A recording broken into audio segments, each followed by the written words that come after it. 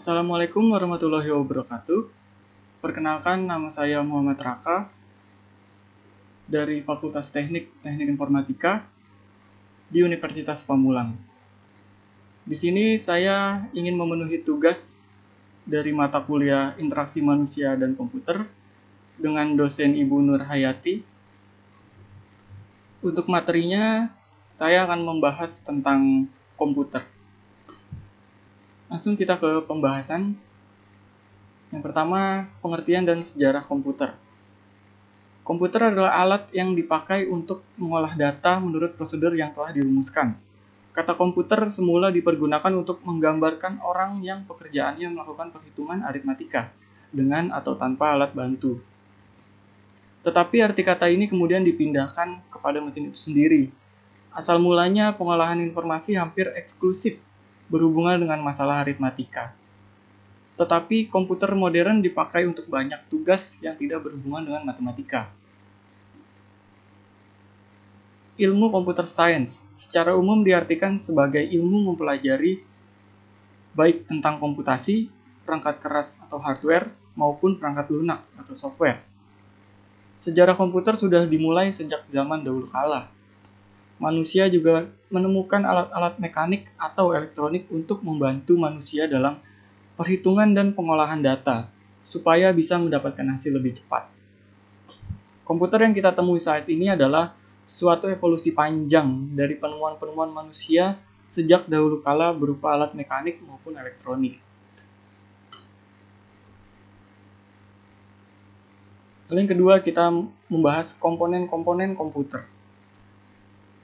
Komponen-komponen dalam sistem komputer terbagi tiga, yaitu yang pertama ada perangkat keras atau hardware.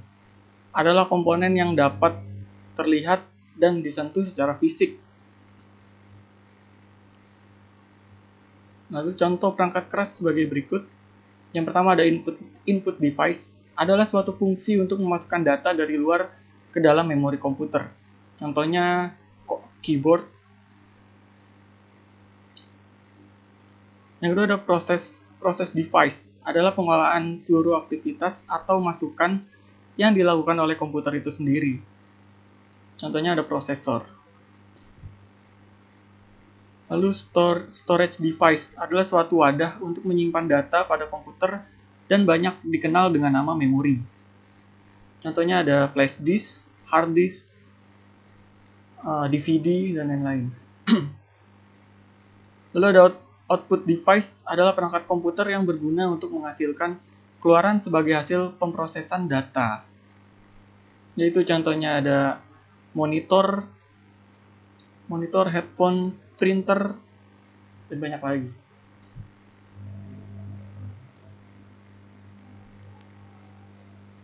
Dan yang kedua dari komponen komputer yaitu perangkat lunak atau software. Adalah data-data yang terdapat pada sebuah komputer yang diformat kemudian disimpan secara digital. Lalu contoh perangkat lunak sebagai berikut. Ada operating system, adalah perangkat lunak yang digunakan untuk menghubungkan antara hardware dengan pengguna atau user.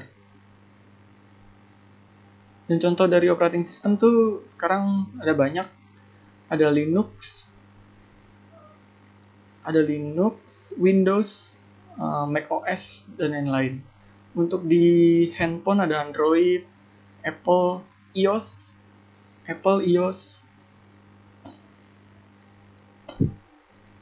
Lalu application program adalah perangkat lunak yang dapat diaplikasikan untuk memenuhi kebutuhan pengguna. Contohnya seperti Microsoft Office yang untuk pengolahan kata, angka, presentasi, dan lain-lain. Lalu ada Photoshop untuk pengolahan gambar. Dan yang ketiga dari komponen komputer yaitu pengguna komputer atau brainware. Adalah orang yang menggunakan atau mengoperasikan komputer.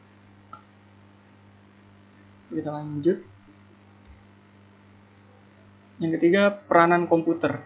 Peranan komputer dalam kehidupan sehari-hari sangat banyak dan sangat membantu, mempermudah dan mempercepat pekerjaan manusia.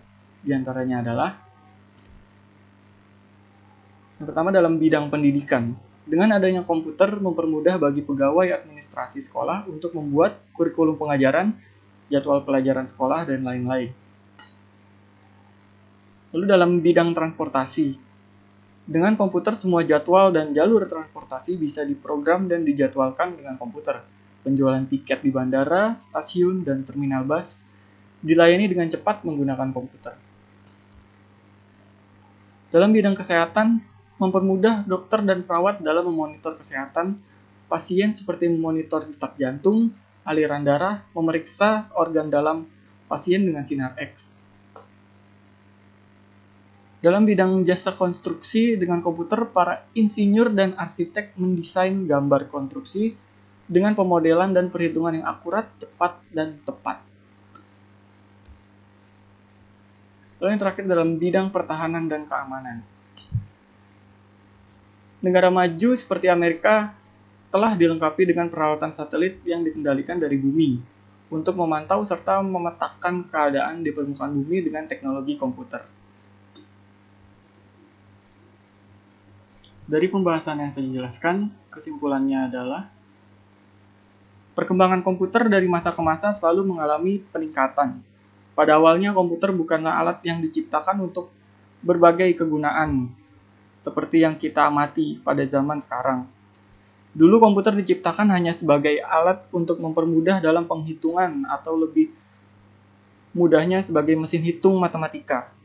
Tapi seiring dengan perkembangan zaman, komputer ini terus berevolusi menjadi mesin serbaguna, khususnya pada bidang industri dan penelitian. Dan untuk kemajuan teknologi komputer, maka diharapkan agar perkembangan komputer ke depan mampu mengubah pola pikir dan menjadikan masyarakat Indonesia menjadi manusia yang kreatif dan inovatif, serta tumbuhnya kreativitas hingga menghasilkan suatu karya yang berguna bagi masyarakat. Ya, sekian pembahasan tentang komputer dari saya. Kurang lebihnya mohon maaf. Terima kasih. Wassalamualaikum warahmatullahi wabarakatuh.